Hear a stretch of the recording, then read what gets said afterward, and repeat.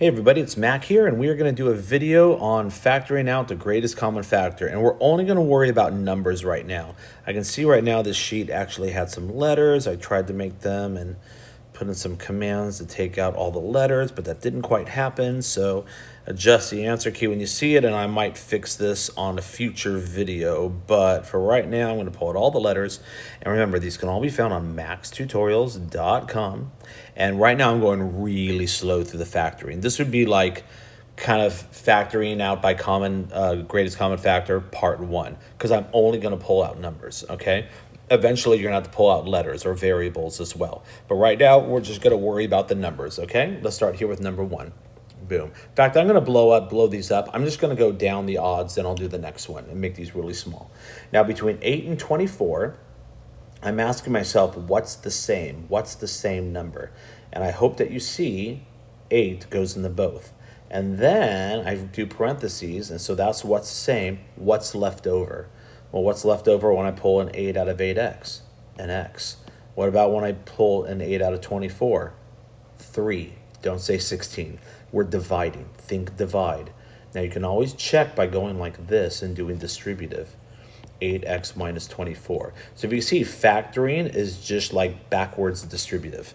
Okay, so that's what we're doing. We're trying to pull out to what you would distribute. All right, factoring means we're pulling this into things that multiply into that answer. Okay, so if we were doing distributive property, this would be the question, and this would be the answer. Okay, but now this is going to be the question, and now this is going to be the answer. So that's kind of what the difference is between this and distributive property.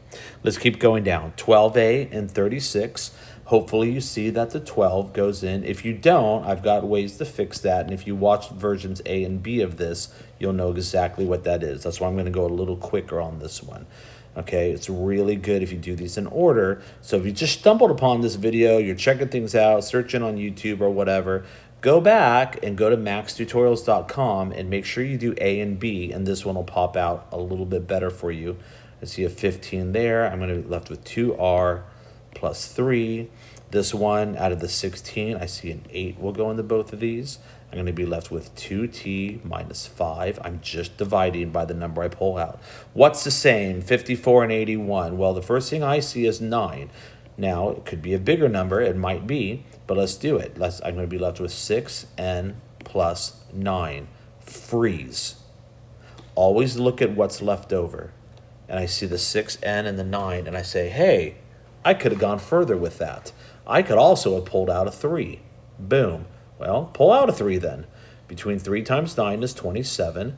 Now I'm going to pull a 3 out of my previous answer, and I'm going to get 2n plus 3. So again, there's ways to pull out the greatest common factor. Oh, that's 1 times 54. That's going to be 2 times 27. That's going to be 3 times, and you keep going until you find a factor that will go into 81, the biggest one. And that's fine, and I got a video on it. But I kind of like this way a little bit better, where you just do something, and then you look at your answer, and you just do more. I think a lot of people find that to work better for them. Here I'm going to pull out a 25, because these are like quarters. And I'm going to go w minus 3. That's 3 quarters and 1 quarter. All right, 48 and 72. Well, I just know that in days you have 24 hours, right? And these are multiples of 24. So I'm just going to go 24, and I'm going to be left with a 2h plus 3. Here, 14 and 42. Will 14 go in the 42? Well, it actually will. If you didn't see it, you could pull out a 7. Let's do one of those. Let's just pull out a 7, even though I know the answer is 14. Okay, if I pull out a 7, what am I left over with? 2v minus 6. Okay, and then I go, hey, look at my answer. I could have pulled out more, and I would have got a 14, boom, v minus 3. Okay, and then on 19, I'm going to pull out, right now I'm going to pull out a 20. And I'm going to be left with, after I do that, a 2f plus 5. Because remember, I'm dividing. All right, and I can't do anything with 2 and 5, so I know I'm done. All right, let's keep going. Let's go on this side right here. 15, 30, 45. I hope you see the 15. If not, you could pull out a 5 and do it again, but I think that you guys could see the 15. And then once I pull the 15 out, it's a y squared. How many times will 15 go in the 30? 2 times. How many times will 15 go in the 45? 3 times. 20 and 50, you probably see the 10. Okay? and I'm going to pull out the 10. I'm going to be left with 2m squared minus 5, because remember, I'm dividing. Number 6, I'm going to pull a 12 out. It's got to be the same for all three, not just two of the three, all three. And 12 will go into all three of these numbers. For the first term right here, it'll be a 2b squared, plus, then for this term, it would be a 3b, and then for this term, it would be a plus 1. 12 divided by 12 is 1. Just one thing I want to throw out on this one. Some people, when they see the 12, they go, oh, I have a 12, I pulled out a 12, nothing's left over, and they just stop. They don't write anything. Remember, if you have 3 terms in the question, you need 3 terms in the answer. And if you pull everything out, remember, we're dividing, we're not subtracting. So it doesn't become a 0, it becomes a 1, because anything divided by himself is going to be a 1. I'm suspecting a 5 or 14 out of this one. Let's see if I'm right. 14. How many times will 14 go into 42? Do you know? The answer is actually 3 times. Try it on your own, you'll see. Okay, k squared minus, let's see, that looks like a 5 to me, and as I do it in my head, it is. And here I'm going to, oh, a 14, everybody's gone, done. No, that's what you don't do. Okay, I see a 14, I'm dividing by 14, so it's a plus 1. You always need that 1 at the end of it. Okay, number 10, I can pull out a 28, and I'm going to be left with c squared plus 2. 28 times 2 is 56. 12 is a little bit nasty, okay? Oh dear, that's going to be well, the answer is going to be 16, I believe. But you're probably not going to see that. You probably see the 8, though. So let's pull out an 8, just so I can see how we might do this if you were doing it. 4q squared minus 6 times 8 is 48, and then 8 times 8 is 64, and so we'll get that. But then look at your answer. It's not done. There's still more that's the same. What's the same? The same as the 2. So I'm going to get 16 parentheses. Now let's pull a 2 out of all of these. 2q squared minus 3q plus 4. 2, 3, 4. Can't pull out the same. Now I'm done. Could you have seen the 16 at the beginning? I hope. You know, it'd be cool if you did. But if you didn't, that's what you would do.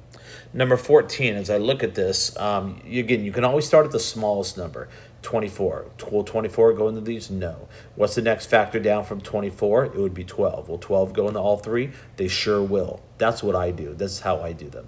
So I'm going to pull out a 12. You always start with the lowest number. The lowest number is 24. And you just keep going down factors of 24 and seeing if they go into the others. The number can't be higher than 24, right? Because anything higher than 24 won't go into 24. So that's why we do it that way. I'm going to be left with a 3d squared plus a 5d minus a 2. Going on to 16, 21 and 63. Well, 21 will go into 63 3 times. So I'm going to pull out the entire 21. And I'm going to be left with a j squared minus 3. Okay? Number 18, a couple more. 29, 45, and 18. My brain sees a 9 right away, which would be a 3z cubed, or not cubed, hello, squared. Okay? Plus a 5z plus a 2.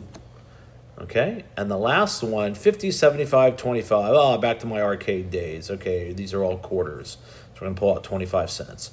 And I'm going to be left with 2g squared minus 3g plus 1. Galaga. That was a fun game. Okay, I played that one a lot. Anyways, okay. There you go. Street Fighter. That was kind of cool. Mortal Kombat. Oh, yeah. I'd finish it. That was it. You know, whatever. Here we go. Boom. Dragon's Lair. Have you guys ever played that?